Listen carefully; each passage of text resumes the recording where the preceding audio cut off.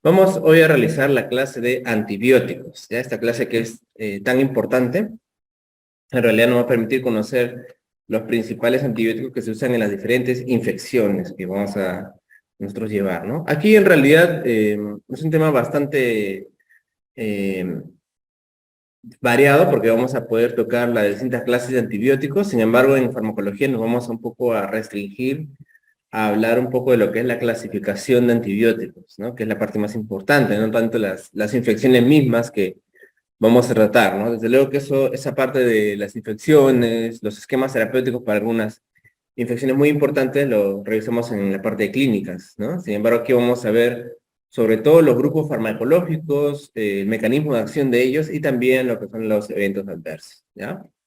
Bueno, este es un cuadro muy importante para poder recordarles cómo es más o menos la evolución natural de la enfermedad, ¿no? ¿Qué es la evolución natural de la enfermedad? Vamos a poner acá. La evolución natural de la enfermedad es el ciclo de la enfermedad que se cumple sin la presencia de tratamiento, sin la presencia de medicamentos, ¿no? Por decirlo así. O sea, cuando una enfermedad no le das ningún medicamento, ese proceso que cumple un ser humano se llama evolución natural. Entonces, todas las enfermedades pueden tener al inicio un periodo, por ejemplo, de asintomático, en el cual el paciente no tiene todavía ningún síntoma, sin embargo ya puede estar teniendo la infección, ¿no? Sin embargo, a la hora de hablar de antibióticos, podemos decir que los antibióticos pueden usarse incluso en ausencia de infección. Un paciente que no tiene infección ninguna, pero puede tener una cierta predisposición o debilidad para poder tenerla, podemos darle un tratamiento antibiótico, en este caso se llama profilaxis, ¿no? Profilaxis entendida como prevención, ¿no? Podemos decirle incluso antibiótico profilaxis. ¿Está bien? Entonces, si el paciente no tiene todavía la infección y le damos un esquema antibiótico, eso se llama profilaxis. Por supuesto que esta profilaxis no está indicada en todos los casos, ojo, no está indicada en todos los casos. No crean que vamos a dar prevención a todos los pacientes, ¿no? Y de cualquier infección, no. Estos son casos en realidad bastante contados, bastante escasos. Por ejemplo, pacientes con VIH, ¿no? Que se les puede dar prevención para infección por neumocistis, en este caso. O paciente que ha tenido fiebre reumática también ante un procedimiento odontológico, ¿ya? Para esos casos específicos, pero no es algo que se da a todos los pacientes, por si acaso. Es más, o sea, no está indicado dar antibiótico por dar, ¿verdad? Ahora, puede ser desde luego de que el paciente ya tenga luego la infección, quiere decir de que la bacteria, en este caso el virus, etcétera, ya está en el organismo, ya ingresó. Pero desde que ingresa la bacteria, el virus, etcétera, hasta que el paciente tiene síntomas o se dé cuenta, mejor dicho, puede pasar un periodo que se llama presintomático. Acá quiere decir que el paciente ya tiene la infección en su cuerpo, pero todavía no expresa ningún síntoma. No hay cefalea, no hay fiebre, no hay malestar, por ejemplo, ¿no? Una vez que el paciente ya haga síntomas, nosotros vamos a evidenciar de que hay una infección, ¿no? Entonces vamos a tener, por ejemplo, la fiebre, las artritis o la rigidez del núcleo en el caso de las meningitis. Y va a pasar un tiempo también desde que el paciente tiene los síntomas hasta que logramos aislar el patógeno. ¿Qué significa aislar en medicina, ¿no? En infectología? Aislar quiere decir que vas a obtener un cultivo donde crece la bacteria. Eso es aislar, ¿no? Es un término médico, hay que tener cuidado, no siempre los términos tienen la sección del diccionario, ¿no? Aislar en este sentido quiere decir que yo voy a demostrar que la bacteria del cuerpo del paciente ha crecido en un cultivo, en un medio de cultivo.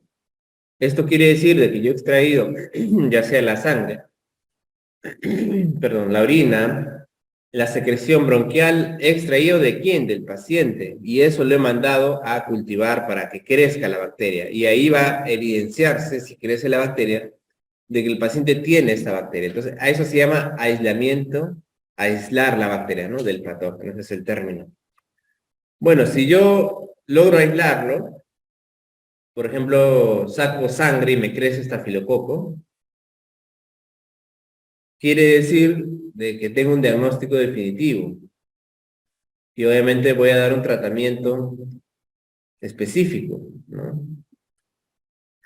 Pero si yo todavía no estoy en el tiempo en que he aislado la bacteria, puedo dar un tratamiento empírico. A ese le llamamos tratamiento empírico y a ese tratamiento definitivo. ¿Por qué empírico? Porque yo le voy a dar un esquema sin conocer, sin conocer el agente causal, ¿no? Ya sea la bacteria o virus. Simplemente sé que la persona tiene infección urinaria, sé que tiene neumonía y voy a dar el tratamiento según un esquema estandarizado o un esquema que me recomienden las guías clínicas. A ese tratamiento se le llama tratamiento empírico, ¿ya?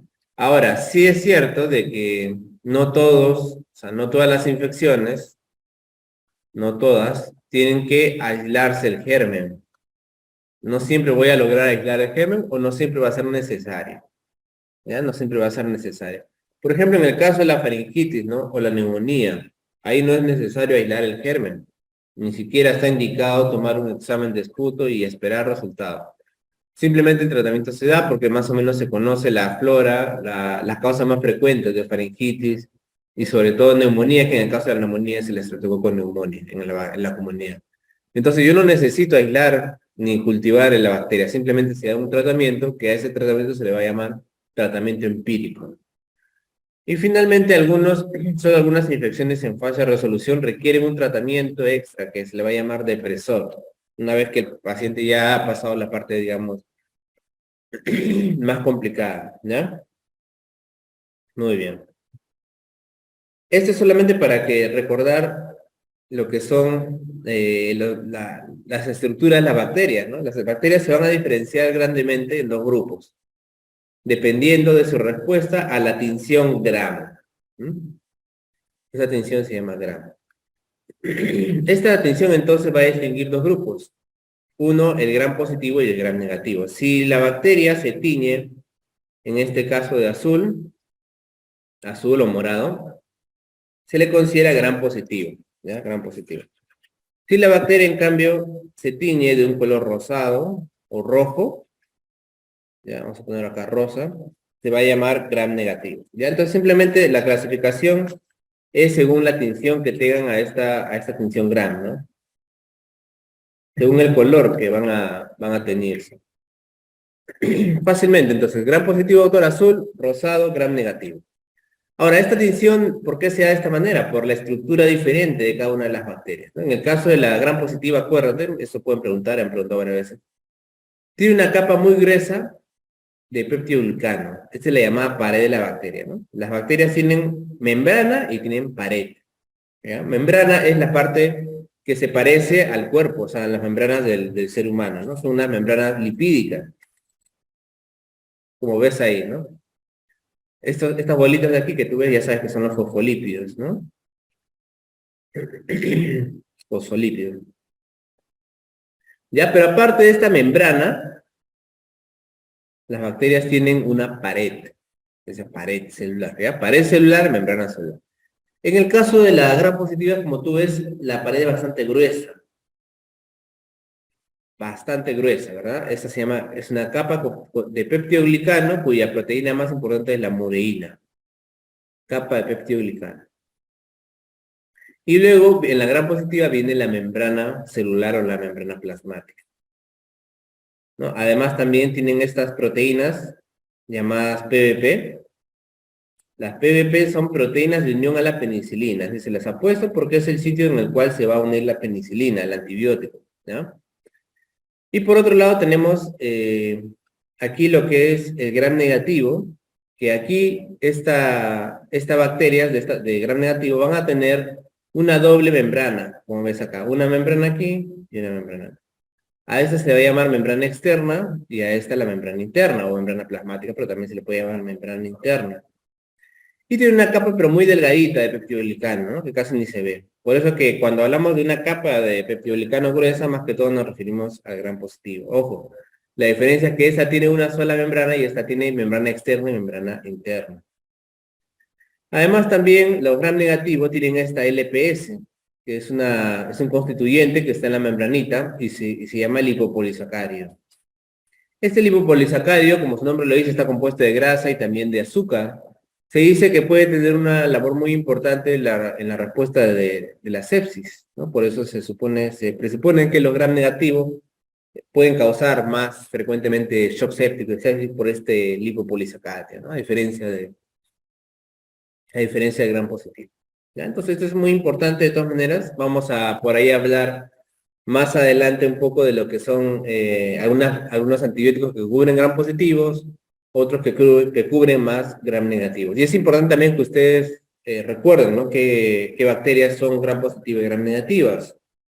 Acuérdense las gram positivas, sobre todo las que están pues en la piel, ¿no? El Staphylococcus aureus, el epidermidis, el estreptococo, ¿no? El estreptococo que también está en las vías respiratorias, todos los estreptococos, ¿no? Habidos y por haber, ¿no? Piógenes, neumonía, etcétera, ¿no?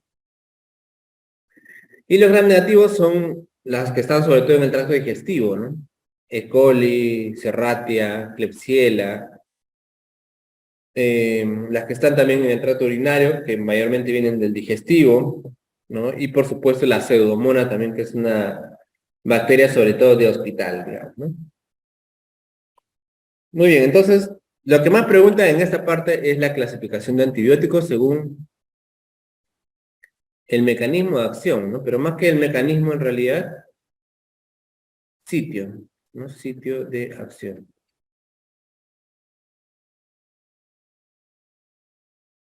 Y acá en grandes rasgos tenemos que recordar que los antibióticos pueden actuar a nivel de la pared celular, de la parte más externa, ¿no? Que hemos visto. También a nivel de la membrana celular. Luego a nivel de la síntesis de proteínas, simplemente vamos a poner proteínas. Y en los ácidos nucleicos, que pueden ser ADN, ¿no? O ARN, ácidos nucleicos, la parte del núcleo, ¿verdad? De la bacteria. Entonces, esto es los mecanismos de acción que tienen los antibióticos. Algunos van a actuar en la membrana, otros en la pared, proteínas, etc. Ahora vamos a estudiarlo más detalladamente. ¿Cuáles actúan a nivel de la pared celular? La parte más externa, ¿no? Acá realmente están casi todos los más importantes, ¿ya? Acá vamos a poner un cuadrado así bien, bien enorme para poder recordar. Que acá están sobre todo los beta-lactámicos. Ya, los beta-lactámicos son todo este grupazo que ven aquí, que en realidad tienen su nombre porque tienen un grupo llamado beta-lactámico, el grupo químico que tienen en común. Entonces, todos estos antibióticos comparten ese grupo y se llaman beta-lactámicos. Sin embargo, pertenecen, o sea, tienen nombres diferentes según cada uno de su grupo, ¿no? Por ejemplo, las penicilinas, las cefalosporinas, los monobactámicos, los carbapenems. Todo eso de aquí son beta-lactámicos, ¿ya? Entonces, ¿te acuerdas de que los beta-lactámicos actúan a nivel de la pared? Ahí nomás ya matas casi todo, ¿no? Porque ahora vamos a ver que estos de aquí son bastantes. A su vez se dividen en varios, ¿no? Son bastantes. Los glicopéptidos, acá está la vancomicina, ¿no? Ya la vancomicina también actúa a nivel de la pared.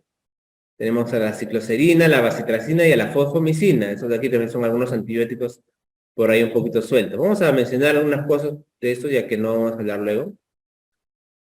La cicloserina también se usa en tuberculosis, pero es un antibiótico que se usa si varios fallan, ¿no? No es de primera línea, no es el que primero usamos. La bacitracina podemos usarlo en infecciones de la piel, sobre todo en cremas, ¿ya? O sea, se usa en cremas, no tanto en pastillas. Y la fosfomicina es un antibiótico que se está viendo que puede ser útil en tratamiento de pseudomonas también, ¿ya? Pseudomonas. Vienen en tabletas, no estamos disponibles en los hospitales, pero sí en la consulta privada, ¿ya? Fosfomicina. Fosfomicina. Estos de aquí entonces actúan a nivel de la pared. Doctor, ¿y cuáles actúan a nivel de la membrana? Pocos, ¿ya? Acá tenemos a las polimixinas,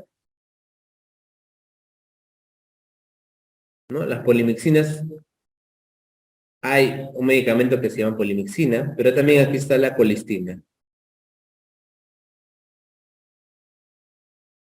La colistina se usa en pseudomonas, infección por pseudomonas, que son resistentes, ¿ya? Resistentes. La pseudomona, como les digo, es una bacteria que normalmente vive en el hospital. ¿Y por qué es importante la pseudomona? Porque es causante de muchas infecciones intrahospitalarias. sobre todo neumonía y también puede dar infección urinaria sobre todo, ya más que todo. Infección urinaria, neumonía.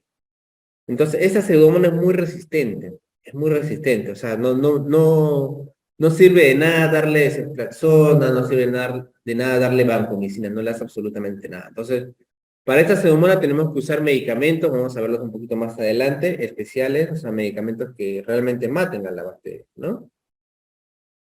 Sin embargo, incluso existen pseudomonas que son resistentes a estos antibióticos que deberían cubrirla, ¿no? O sea, hay cepas de pseudomonas, especies que ya incluso se han hecho resistentes al tratamiento habitual. Entonces, en este grupo que se ha hecho resistente al tratamiento habitual, ahí está indicado el uso de colistina, ¿ya? Colistina. Pues les digo porque eso todavía no han preguntado, pero pueden preguntar en algún momento. ¿Ya? La colistina se usa en tratamiento de pseudomonas resistentes. No cualquier, ni siquiera cualquier pseudomonas del hospital, no una resistente. Ahora tú me preguntarás, doctor, ¿y existen pseudomonas sensibles, o sea, fuera del hospital? Por supuesto, pero son rarísimas, ¿no? Hay pseudomonas que son sensibles, que están fuera del hospital, pero son rarísimas. La mayor parte de infecciones se adquieren en el hospital, ¿ya? Y los lipopéptidos, acá tenemos a la daptomicina, por ejemplo. ¿Ya? Ahí está. Estos son los grupos, entonces, de esta primera parte. Como vas a ver ahorita, lo de la pared celular son quizás los más abundantes, ¿no? De todos. Luego está lo de la síntesis de proteínas, pero yo me voy a ir primero a los de los ácidos nucleicos, ¿ya? En los ácidos nucleicos, a los que actúan a nivel del núcleo, tenemos pocos. Tenemos a las quinolonas, perdón, a las quinolonas, ¿ya? A las sulfas, sulfonamidas, sulfas, al trimetropin, que es un antibiótico que siempre acompaña a las sulfas, no, hay antibióticos, por ejemplo, el cotrimoxazol, que está compuesto a su vez de dos, en realidad. O sea, su nombre es sulfametoxazol más trimetropin, ¿ya? Entonces, el trimetropin es un antibiótico que acompaña normalmente a las sulfas, ¿ya? Solo nunca se da, ¿ya? Siempre acompaña a una sulfa. El metronidazol y la rifampicina, la rifamicina es rifampicina, que es un medicamento que lo usamos para la TB, ¿no? También. Este lo usamos para la tuberculosis. El metronidazol pertenece a un grupo que se llama nitroimidazol, ¿ya? Nitroimidazol. Entonces, en realidad, yo les hago aprender siempre así porque es más fácil, ¿no? ¿Te recuerdas cuáles son los que actúan a nivel de la pared celular? Son los del grupo betalactámico, por ahí algunos más como los glicopéptidos, la cicloserina, la bacitracina, la fosfomicina. En el caso de la membrana tenemos a los lipopéptidos y a la polimixina, y en el caso de los ácidos nucleicos tenemos sobre todo a las quinolonas, a las sulfas, incluyendo el trimetropin, y por ahí podemos resaltar a la rifampicina y al metronidazol. ¿Ya? Entonces, con estos de aquí, en realidad, ya tenemos a los principales.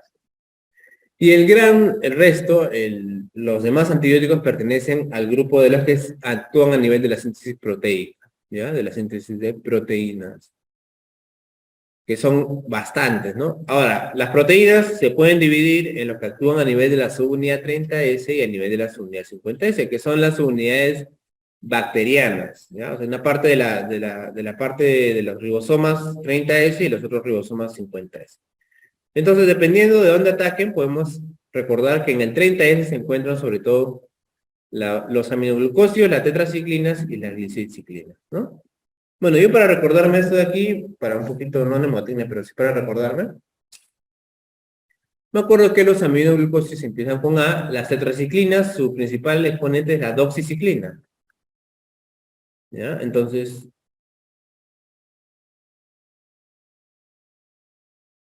¿no? Así yo me recuerdo más o menos, ¿no? Que son los primeros, digamos, las primeras letras del alfabeto, ¿no? A, D, G, ¿ya? Y como son las primeras, pues le pertenece el más bajito, que es el 30S. Ya 30S, ADG, aminoglucósidos, doxiciclina, que son las tetraciclinas, y las glicilciclinas. Ya acá tenemos a la tigueciclina.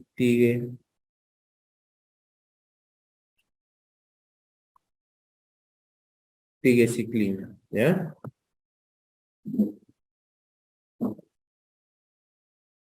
Muy bien. Como no vamos a hablar de la tigecyclina, vamos a mencionarles de una vez. Esta tigecyclina es un fármaco que sobre todo me sirve para infecciones de la piel, ya, pero no me cubre pseudomonas, por favor. También me cubre gram positivo, eso sí. ¿Ya? Pero es un antibiótico relativamente nuevo, ¿no? Es como un primo de la doxiciclina. Acá también está la tetraciclina misma, ¿no? Que también existe la tetraciclina.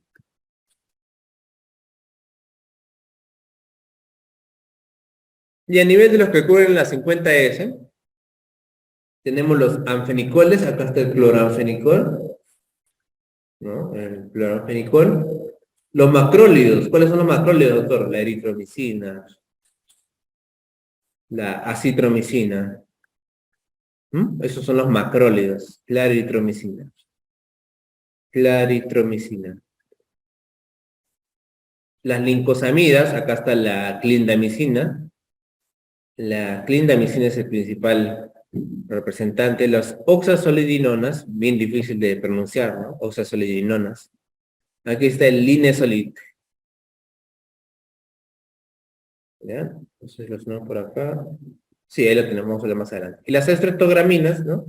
Que fundamentalmente los uso, acá está la quinopricina, por ejemplo, sobre todo para infecciones dérmicas, ¿no? Ese de aquí ya comentamos. Y bueno, este es un pequeño resumen de lo que hemos hablado, ¿no? Lo que hemos dicho. La pared celular, los que son los betalactámicos, penicilinas, cefalosporinas. También está la bacitracina, la vancomicina, dijimos, ¿no? Pared celular. En la membranita está lo que es la polimixina, ojo, ¿no? La polimixina. Esta es la parte de la membrana celular, ¿no? Estamos aquí en la parte final de los ribosomas, que actúan, los antibióticos actúan a nivel de las proteínas, tetraciclina, aminoglicosios, cloranfenicol, etcétera, ¿no? Y los que actúan a nivel del núcleo, acá está las sulfas, el trimetoprim, el metronidazol y la rifampicina, ¿no? Acá vamos a un poco estudiarnos sobre la parte de los beta-lactámicos, ¿no? Entonces, las sulfas, doctor, las sulfonamidas, las sulfas, ojo, cuidado que estas sulfas están relacionadas a veces a alergias, ¿no? Después de la penicilina, que es la primera causa de alergia a medicamentos, ¿no? O sea, mejor, doctor, me está diciendo usted que el fármaco en el cual en el mundo hay más alergias es a la penicilina, sí, ¿no? La penicilina es el fármaco al cual en el mundo hay más alergia, ¿no? Si te encuentras a pacientes alérgicos, por ahí lo más probable es que tengan alergia a la penicilina. Ahora, hay grados de alergia, sí, por supuesto. Y este es un tema también, ¿no? Un tema de controversia y de estudio, porque muchos te pueden decir soy alérgico a la penicilina, pero no son en realidad alérgicos, ¿no? Para eso, ¿qué hacemos? Llevamos al inmunoalergólogo, ¿no? Hay esta especialidad que creo que se ha creado hace unos 5 años, o 5, 8 años, ¿no? Inmunoalergólogo, alergia, ¿no? Entonces les hacen pruebas con penicilinas, con parchecitos para ver si realmente son alérgicos. Ya hay pruebas especiales para... ¿Por qué, doctor, es tan importante? Porque hay pacientes que necesitan antibióticos. Entonces, privarle de un antibiótico puede ser mortal o fatal. Entonces, no es como que, eres alérgico a la penicilina, listo, qué bien, no. Porque hay muchos. El que es alérgico a la penicilina tiene todo este grupazo para ser alérgico. Entonces, le estamos quitando muchos antibióticos. Y si tiene una infección mortal o meningitis, ¿qué hacemos, no? A veces no la jugamos, pues, ¿no? Cuando tenemos tiempo y el paciente está grave, le damos, ¿no? Porque también vamos a ver que existen reacciones cruzadas. O sea, si el paciente es alérgico a la penicilina, no quiere decir que va a ser alérgico necesariamente a la cefalosporina, ¿no? Hasta en un 30%, por ejemplo, si hay esta reacción cruzada, sí, obviamente. O sea, tiene una propensión, ¿no? Pero no siempre se va a dar, ¿no? Entonces, es un tema en realidad para estudiarlo, esas alergias, ¿no? Pero es bastante frecuente la alergia a la penicilina, ¿no? Y luego le siguen las sulfas por ahí en antibióticos, ¿ah? Las sulfas también, soy alérgico a las sulfas, doctor, cuidado, ¿no? Bueno, acá tenemos algunos, entonces. Las sulfas, la sulfadiazina, ¿no? La sulfadiazina. Esta, por ejemplo, lo usamos mayormente en crema, ¿no? Cremas. La sulfadiazina de plata tenemos ahí En pote lo usamos para infecciones mayormente de piel, ¿no? Sulfadiazina. Para infecciones dérmicas, para prevención también de infecciones, muy efectivo, ¿no? En las úlceras. Luego tenemos al sulfametoxazol, que como les digo siempre va acompañado de trimetropin, ¿no? Que pertenece al mismo grupo, pero sulfametoxazol y trimetropin. Ya, estos actúan en el núcleo, como les digo, ¿no? Infecciones que tratan, o sea, ¿qué infecciones les cae? Neumocistis girovechi, antiguamente llamada Carini, ¿no?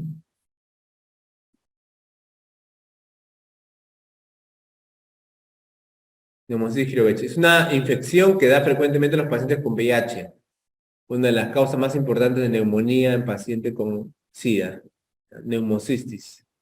Carini, antes llamado ahora girovechi. Toxoplasmosis, ¿no? Toxoplasmosis gondii, Toxoplasma gondii, también me sirve el cuatrimoxas. Muy bien. Y luego está el grupazo de los betalactámicos, como les digo. Este es un grupo enorme, ¿no? Tenemos aquí, por ejemplo, a las penicilinas.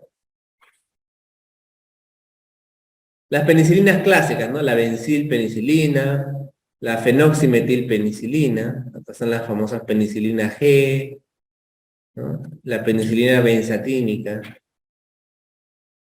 ¿Esa penicilina para qué me sirve, no? Fundamentalmente para gram positivos, ahí está, como les digo, ¿no? Esto que tienen que ustedes que recordar. Sobre todo gram positivos me sirve, ¿no? Estreptococo.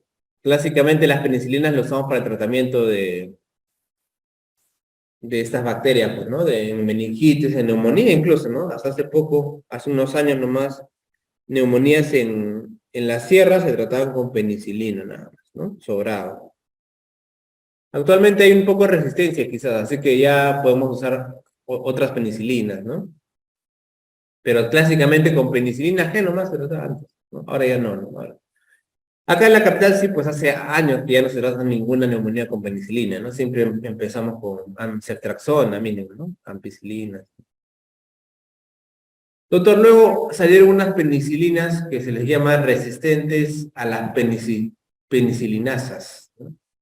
Acá está, por ejemplo, la temocilina, también está la dicloxacilina, ¿no? No te confundas con la doxiciclina, que es otro grupo, ¿ah? Dicloxacilina, ¿no? Dicloxacilina, la oxacilina también. Doctor, es un grupo de antibióticos que se crearon ya para tener resistencia a esta enzima, ¿no? Penicilinasa, que es una enzima que producen las bacterias. ¿Cuáles, doctor? Sobre todo, acá está, estafilococo. Entonces, el estafilococo ya no cae con penicilina, o sea, no le hace nada a la penicilina del estafilococo, ¿ya? Ojo, diferencia entre resistencia y diferencia entre espectro, ¿ya? Una cosa es que, por ejemplo, el estreptococo normalmente sí debería caer con penicilina, pero se ha vuelto resistente. En cambio, en el estafilococo no, ese de ahí no, la penicilina no le hace nunca nada, ¿ya? Entonces no vas a tratar un estafilococo con penicilina, pues tienes que tratarle con oxacilina, dicloxacilina, que sean penicilinas resistentes a la penicilina. Luego están esas penicilinas que se les llama espectro ampliado, ¿no? Son las penicilinas de espectro ampliado, un poquito mejores que... Imagínate que esos nombres, ¿no? Aparecieron en esa época. Ahorita ya como que decir que la amoxicilina es una penicilina de espectro ampliado es medio ilógico, ¿no? Una amoxicilina, pero bueno, en esa época sí se le llamaba así, ¿no? Penicilina de espectro ampliado, ¿eh? Un poquito más vamos a poner. Amoxi, ampicilina. O sea que la amoxicilina es mejor que la penicilina, sí, sí. Y obviamente la ampolla, o sea, en ampolla tenemos a la ampicilina, que esta ampicilina es también usada, ¿no?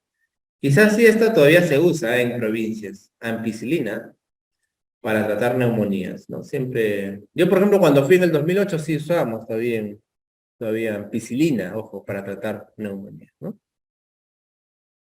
La amoxicilina también. Entonces, cubre gran parte gran positivos, ¿ya? ¿Ya? La ampicilina, por ejemplo, también cubre una bacteria que se llama listeria, que es una causa importante de meningitis, listeria. ¿Eh? Mira, luego están las penicilinas antipseudomónicas. O sea, mira que de todas estas, la única que cubre antipseudomona es esta de aquí, mira, piperacilina.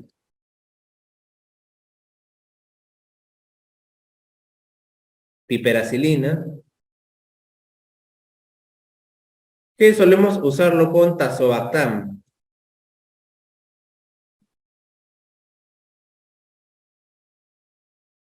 ¿Qué es el tazobactam? Es un inhibidor de la beta-lactamasa.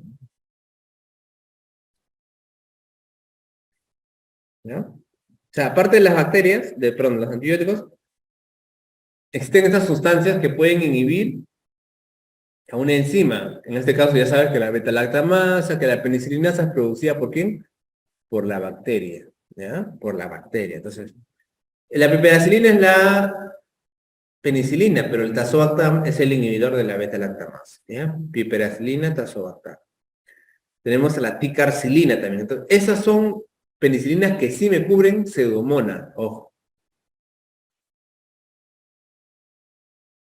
¿Ya? Y ya que estamos aquí de una vez vamos a aprovechar para mencionar a los antibióticos que cubren pseudomonas. Vamos a ver, ¿cuáles son? ¿Quiénes cubren, doctor? ¿Quiénes pueden ayudarme contra una infección por pseudomonas? Que ya usted me ha dicho que es una infección hospitalaria muy resistente y peligrosa. Vamos a ver.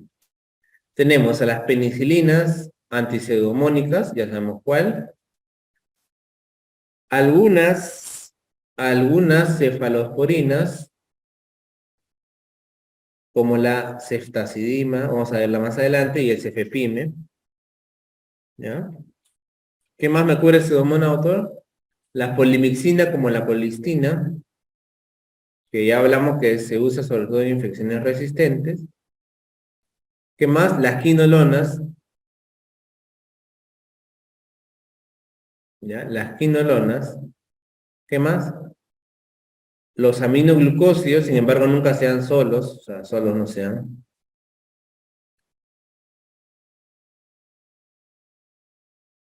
Y también el astronam, que ahora vamos a hablar de él. Astronam. Ya, estas son las que cubren pseudomonas. Ahora, ¿por qué me es importante? Porque cuando yo estoy en una infección en el hospital y todavía no me sale el cultivo, ¿no? Ya les he dicho que muchas veces no sale. Entonces tengo una infección en el hospital, yo tengo que pensar en cubrir pseudomonas. Tengo que pensar en cubrir pseudomonas a pesar de que no tenga el cultivo. Entonces tengo que en mi esquema, tengo que incluir uno de estos antibióticos, necesariamente, ¿no? Porque si no, no lo estaría cubriendo. Luego están las mesilinaminas, acá están, que en realidad no tenemos aquí, pimecilina, mayormente para gram negativo, como dice ahí. Luego están las cefalosporinas. Ya, ojo que las cefalosporinas, son un grupo aparte, lo vamos a estudiarlo más adelante, ¿ya? Pero me pertenece al grupo de los beta-lactámenes, ¿ya? Mira, las cefalosporinas pertenecen al grupo de los beta-lactámenes, ¿ya? Luego está los carbapenems. Ojo, ¿también, doctor, beta-lactámico? Sí, también. Mira, o sea, ¿qué tal cantidad de antibióticos que son del beta-lactámico? Por eso le decía que es más o menos fácil acordarse del mecanismo de acción, ¿no? Porque tenemos que los que atacan la pared celular están casi todos los beta-lactámicos, están los beta-lactámicos, o sea que ahí tenemos un montón de antibióticos, ¿no? Carbapenem. Como verás, todos terminan en, ¿no? En enem, penem. Lo más importante de estos que tienen que saber sí o sí es que me atacan sobre todo gram negativos, ¿ya? Y estos de aquí me sirven para combatir a las bacterias llamadas BLE. ¿Qué es una bacteria BLE, doctor? Simplemente el BLE es un apellido que va a llevar las bacterias que ya conocemos, Escherichia coli, BLE, ¿no? Klebsiella, neumonía, BLE. O sea que estas Escherichia coli y Klebsiella existen normalmente, sí, pero hay algunas cepas que se hacen resistentes, pero bien resistentes, no resistentes, sino bien resistentes. Por eso es que se les pone este apellido de BLE. ¿Qué significa BLE, doctor? Significa beta-lactamasa de espectro extendido. ¿Ya? O sea, ni siquiera es una beta-lactamasa como la Las clásicas, no, no, es una de espectro extendido. O sea, es tan poderosa que solamente los carbapenems le dan a este tipo de infección, ¿no? O sea, imagínate nomás, los ble. Entonces, ¿quiénes son aquí? Ertapenem, imipenem, acá es imi, ¿eh? Meropenem, doripenem. No todos estos le dan a pseudomonas, ojo, acá no habíamos mencionado, ¿no? Los carbapenems también le dan pseudomonas, carbapenems. ¿Ya? Por ejemplo, el que no le da de ese grupo es el ertapenem. ¿Ya? El imipenem sí le da a pseudomonas, sí, meropenem también, ¿ya? Doripenem también. Sí le da pseudomonas, por eso los carbapenems son una muy buena opción para cubrir pseudomonas. Por eso los usamos tanto en el hospital, ¿no? Hasta usamos, podemos decir, ¿sí? Pero la verdad es que son nuestros aliados porque en realidad aparte de que cubren pseudomonas, tienen un muy buen espectro, ¿no? Tienen un espectro enorme y muchas veces nos han salvado pacientes, ¿no? Ya, sin embargo, como le digo, el ertapenem es un medicamento que no, o sea, no me sirve para pseudomonas, pero entonces, ¿para qué me sirve, doctor? Para infecciones ble, pues. Y tu ble, ¿no? Y tu Escherichia coli ble. Ok, estoy hablando de una Escherichia coli que ya es ble, ¿no? Porque el E. coli. Entonces, ertapenem, ¿no? Incluso lo puedo dar intramuscular, es una de las diferencias con los demás. Tiene una presentación intramuscular de una vez al día, por lo tanto el paciente puede ir a casa con su medicación por ampolla, ¿no? Sí. Ujú.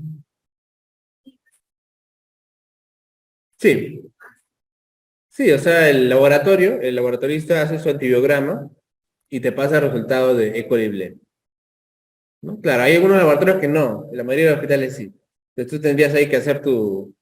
Para eso se estudia, porque es un capítulo aparte, ¿no? Antibiograma. Tienes que ver a ver que sea resistente a 2 o 3 cefalosporinas o una tercera generación y tú lo puedes catalogar también como ble, ¿no? Pero normalmente en los hospitales y en cualquier laboratorio deberían ponerte ahí, ¿no? El laboratorista ya te lo pone. Entonces, sin necesidad que tú preguntes, ¿es ble? No, ya es ble, no. Si no es ble, simplemente sale Escherichia coli, ¿no? No te ponen tampoco sensible, te ponen E. coli nada más. Si te sale E. coli ble, ya sabes que es una ble, ¿ya? Entonces, obviamente esta ble tampoco es que crean que está en todo el mundo, ¿no? O sea, también son característicos de pacientes resistentes, que ya tienen varios tratamientos, ¿no? Que se infectan cada rato también, ¿no? Muy bien, y miren este grupito último, es el de los monobactámicos, ¿ya? Monobactams. Ojo, monobactams. Aquí, ¿quién está? El Astreonam. Ahora, me detengo acá un poco porque el Astreonam me sirve también, mira, este también me cubre pseudomonas, acá le habíamos puesto, ¿no? No se nos había escapado. Me cubre pseudomonas, pero tiene una particularidad muy importante. Este de aquí se puede usar en alérgicos a la penicilina.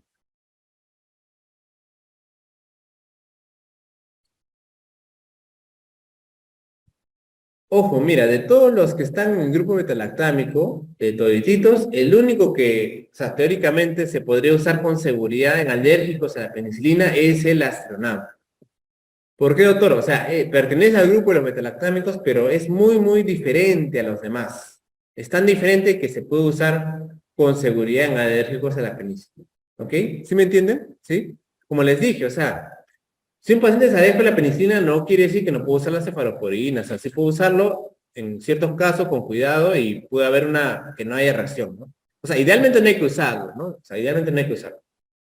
Pero de ese grupo sí hay uno que puede usarlo con seguridad. O sea, que justamente está hecho para alérgicos a la penicilina. ¿Cuál es, doctor?